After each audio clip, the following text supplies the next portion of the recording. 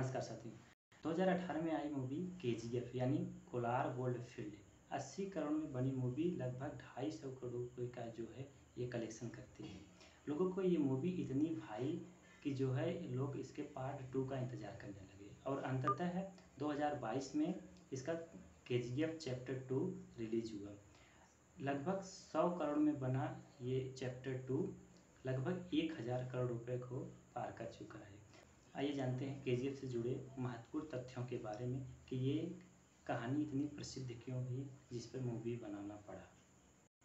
कर्नाटक के बेंगलुरु शहर से लगभग 70 किमी दूर यानी कोलार क्षेत्र में मैसूर साम्राज्य में ही लोगों को पता चल गया था कि यहाँ पे जो है सोने की खान है, लेकिन उनके पास इतने संसाधन नहीं थे कि इसकी वो खुदाई कर सकें। फिर जब ब्रिटिश भारत आए तो वो भारत को लूटने में इतने व्यस्त थे कि वो इसकी खुदाई करना उचित नहीं समझे, या ये भी कह सकते हैं कि उनके पास भी उचित जो है टेक्नोलॉजी नहीं थी खुदाई करने के लिए। 1871 ईस्वी में माइकल लॉवेल भारत आते हैं और उन्होंने कई किताबों में पढ़ा था कि यहाँ सोने की खान है, तो उन्होंने और रिसर्च करने के बाद 1975 में ब्रिटिश सरकार को एक पत्र लिखा कि हम कोलार क्षेत्र की खुदाई करना चाहते हैं और ब्रिटिश सरकार ने इसकी अनुमति भी दे दी। John Taylor and Sons company ने इसके लिए अप्रोच किया और इसी कंपनी को कॉन्ट्रैक्ट दिया गया। 1880 में खुदाई प्रारंभ हुआ और मजदूरों द्वारा खुदाई इतना महंगा पड़ा कि इसे बंद करना पड़ा। 1889 ईस्वी में आधुनिक तकनीकों के माध्यम से जब खुदाई प्रारंभ हुई और खुदाई करने के बाद काफ़ी गहराई में लाइट की आवश्यकता पड़ने लगी, तो इसके लिए एक अलग से पावर प्लांट जो है वो स्थापित किया गया और खुदाई में निकले मलबे को धोने के लिए एक आर्टिफिशियल झील का निर्माण किया गया। जब इस खान से सोना निकलने लगा तो कहा जाता है कि उस समय भारत में मिलने वाला 95% सोना कोलार की खान से निकल रहा था।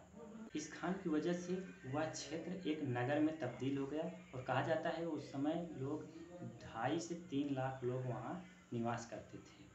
करीब 60 से 70 सालों के बाद जब ब्रिटिश यहाँ से गए और भारत आज़ाद हुआ, आज़ाद होने के बावजूद भी सेम कंपनी ने लगभग 9 वर्ष तक जो है यहाँ पर खुदाई की और अंततः कर्नाटक सरकार ने 1956 में इसे अपने अंडर में ले लिया।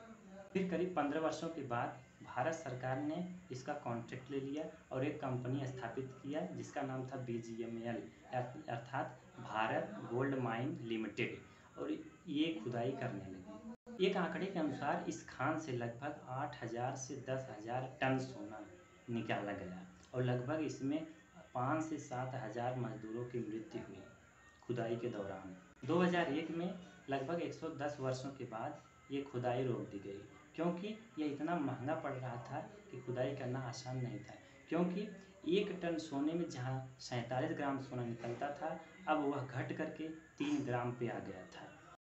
इस खान को फिर से खोला जाना है, लेकिन कब खोला जाएगा ये किसी को मालूम नहीं है और वह क्षेत्र इस समय फिर से खंडहर में तब्दील हो